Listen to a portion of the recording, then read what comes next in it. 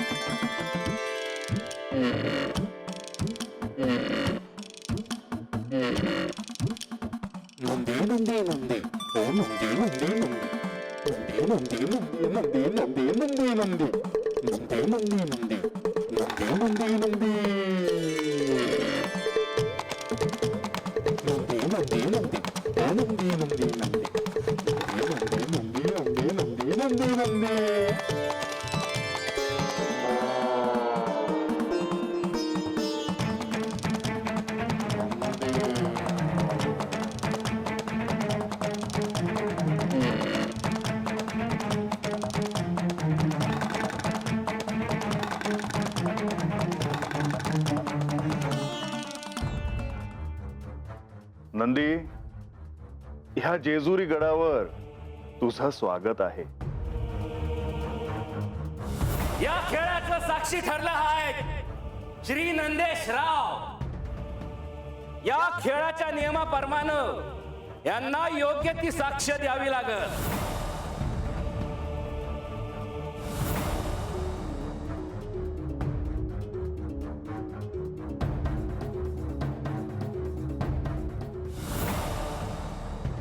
सारीपाटाच्या खेळात नंदी आपणच होतात ना? होय माते. म्हणजे तुम्ही देखील त्या कारस्थानाचा भाग होतात तर?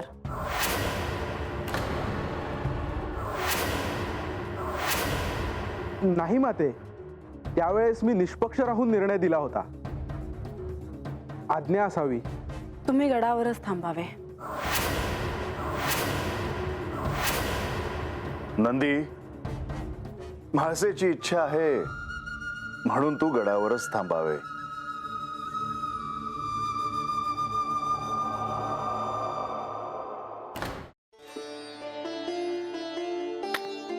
नारायण नारायण. हे प्रभू, या आख्यानाच्या निमित्ताने आपला प्रिय भक्त नंदीही या राजवाड्यात हे आख्यान ऐकण्यासाठी आला आहे. आता लवकरात लवकर आख्यानाला प्रारंभ करा. नारायण नारायण. होय देवा. श्री महादेवांना प्राप्त करून घेण्यासाठी श्री पार्वती देवींनी जी कठोर साधना केली त्यात सप्तर्षींनी देखील त्यांची परीक्षा घेतली. अर्थात श्री महादेवांना हे सारे काही ज्ञात होते.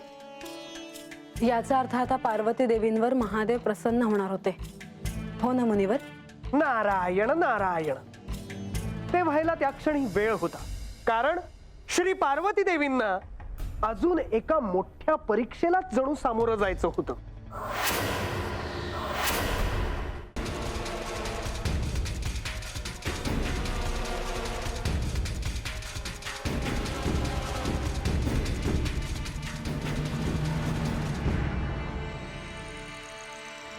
स्वामी, मी आपल्या सोबत येऊ का?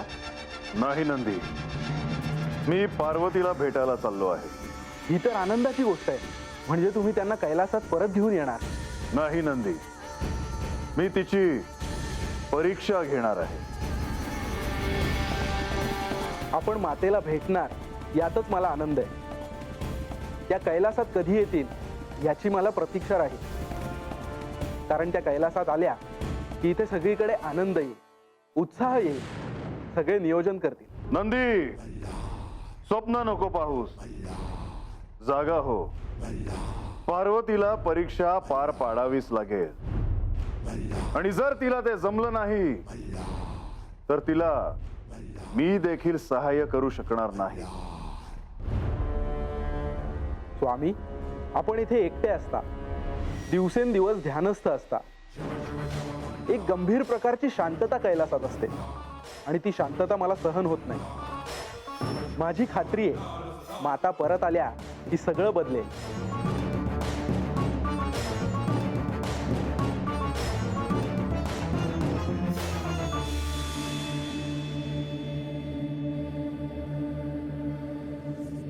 आणि प्रत्यक्ष श्री महादेव हे श्री पार्वती देवींची परीक्षा पाहणार होते.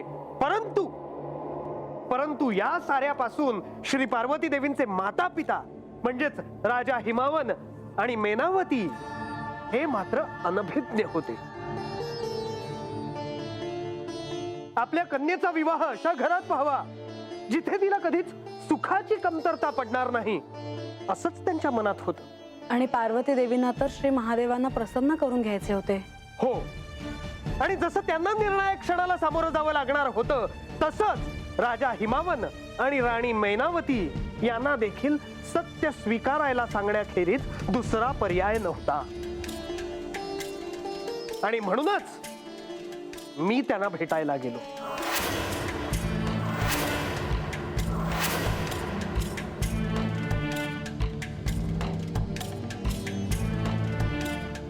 नारायण नारायण,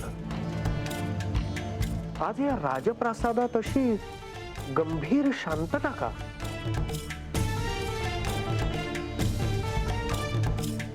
शुभम भवतु. आपलं स्वागत आहे देवर्षी. आपण येणार आहात याची कल्पना नव्हती, नाहीतर मी स्वतः आपल्या स्वागतासाठी आलो असतो. नारायण नारायण, माझे येणेही असे अचानकच झाले. इथूनच चाललो होतो म्हणून आलो. परंतु राजन, आज या राजवाड्यात अशी गंभीर शांतता का? मुनिवर, आपल्याला तर ठाऊकच आहे, ज्या कन्येला आम्ही तळ हाताच्या फोडाप्रमाणे जपले, कधीही काही कमी पडू दिले नाही, ती पार्वती आज अरण्यात कठोर तप करायला गेली आहे. नारायण नारायण, मग देवी, ही तर आनंदाची बाब आहे. गंगेच्या मनात देखील महादेवांशी विवाह व्हावा अशी इच्छा होती, परंतु ते शक्य झाले नाही. आणि आज पार्वती देखील तोच ध्यास घेऊन बसली आहे. मुनिवर, देवींना ह्याची देखील काळजी आहे की हा विवाह कसा होणार आणि झाला तरी पुढे काय. एक लक्षात असू द्या देवी, ते प्रत्यक्ष श्री महादेव आहेत आणि श्री महादेवांशी श्री पार्वती देवींचा विवाह झाला तर या शक्तिहीन सृष्टीत नवचैतन्य निर्माण होईल. त्या आदिशक्ती आहेत आणि शिव आणि शक्ती यांचे मिलन आपण कसे थांबवणार? खरं तर आज मी हेच सांगण्यासाठी इथे आलो होतो. नारायण नारायण, राजा हिमावन आणि राणी मैनावती यांना तर मी सत्य जे आहे ते स्वीकारण्यास सांगितले, परंतु श्री महादेव जी परीक्षा घेत होते त्यात श्री पार्वती देवी यशस्वी झाल्या असत्या तरच हे होणे शक्य होते.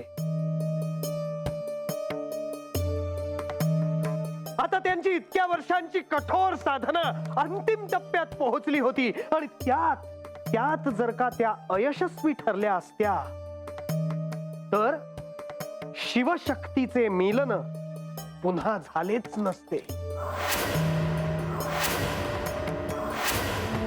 सर्व जणांच्या दृष्टीपुढे आता केवळ श्री पार्वती देवी काय करणार हाच प्रश्न होता. ही साधी घटना नव्हती. जर हे शिवशक्तीचे मिलन झाले नसते तर ही सारी सृष्टी दैत्यांच्या अधिपत्याखाली गेली असती.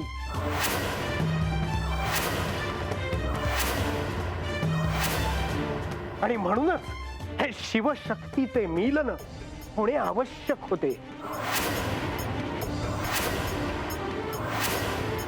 यो कैलास आहे आणि हे मानस सरोवर.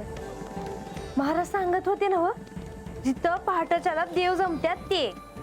नंदेशराव, मला सांगा, जर मला गतजन्माविषयी काही जाणून घ्यायचे असेल तर योग्य उपाय काय आहे?